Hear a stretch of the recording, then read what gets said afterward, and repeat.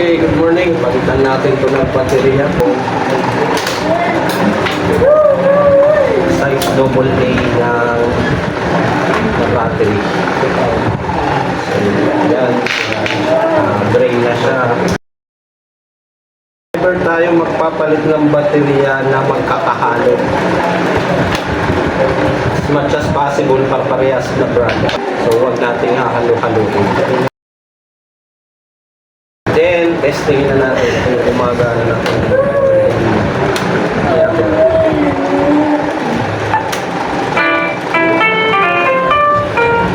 Gumagana na siya.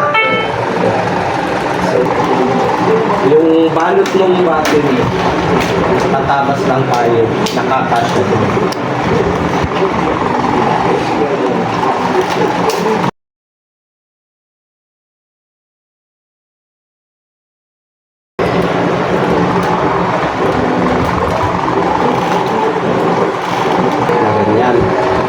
In that way, hindi magagastos yung ng battery.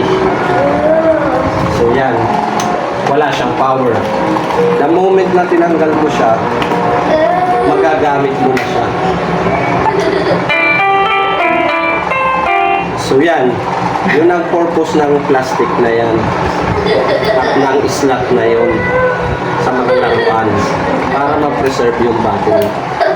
So, yan, simple tips and tricks sa pag-store at pag-save ng battery sa laruan. So, sana may natutunan kayo. Till next time!